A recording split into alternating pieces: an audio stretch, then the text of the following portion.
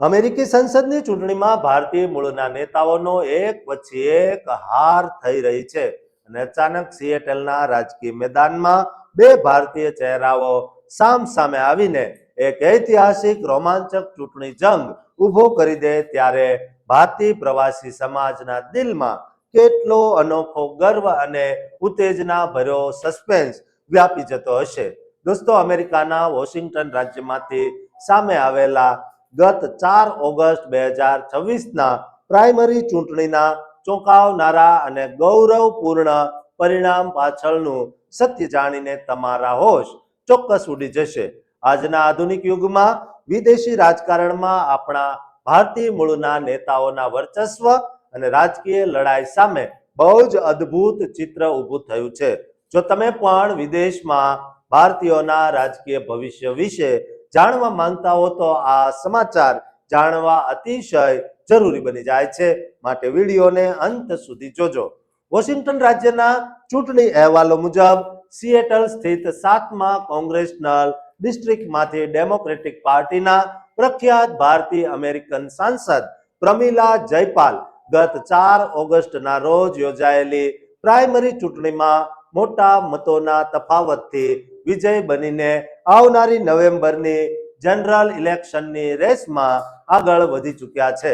Washington રાજ્યમાં અત્યંત ખાસ પ્રકારની ટોપ 2 પ્રાઇમરી સિસ્ટમનો ઉપયોગ કરવામાં આવે છે, જે કાયદાકીય નિયમ હેઠળ પક્ષની વિચારધારા ધ્યાનમાં લીધા વિના સૌથી વધુ મતો મેળવનારા ટોચના 2 ઉમેદવારો જ સીધા સામાન્ય ચૂંટણીમાં પ્રવેશ મેળવે છે.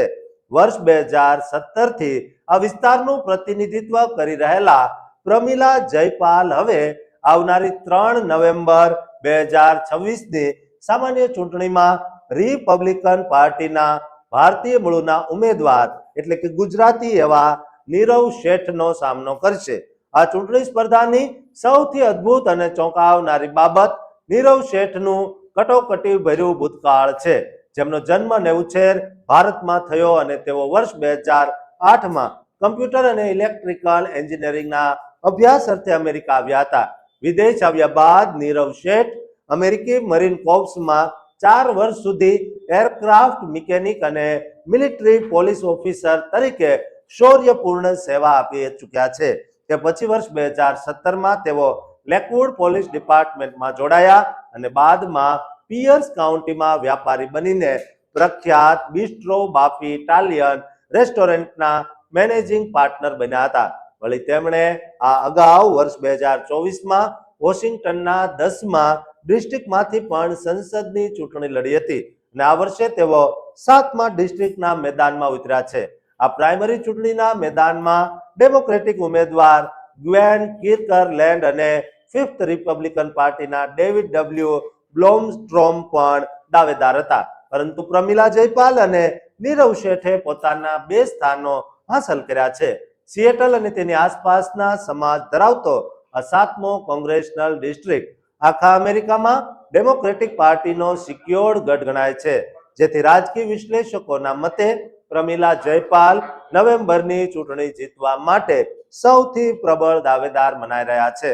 વર્ષ 2016માં પ્રથમવાર ચૂંટાયેલા પ્રમિલા જયપાલ અમેરિકી સંસદ કેપિટલ હિલમાં અતિશય શક્તિશાળી ભારતીય અમેરિકન નેતા છે, જેઓ કોંગ્રેશનલ પ્રોગ્રેસિવ કોકસના અગ્રણી નેતા તરીકે ઇમિગ્રેશન, હેલ્થકેર, મજૂર અધિકારો અને નાગરિક સ્વતંત્રતા જેવા અતિ મહત્વના મુદ્દા પર અવાજ ઉઠાવી રહ્યા છે.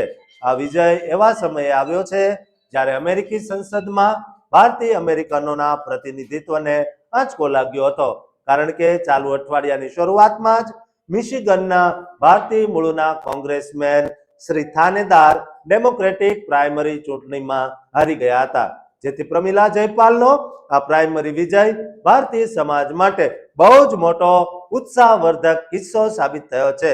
દોસ્તો, અમેરિકામાં પણ ધીમે ધીમે હવે આપણા ભારતીય નેતાઓ આગળ વધી રહ્યા છે અને ચૂંટણીઓ જીતી રહ્યા છે, ત્યારે દરેક ભારતીય, દરેક ગુજરાતીએ આપણા લોકોને વિજેતા બનાવવા માટે એડી ચોટીનું જોર લગાવવું જોઈએ.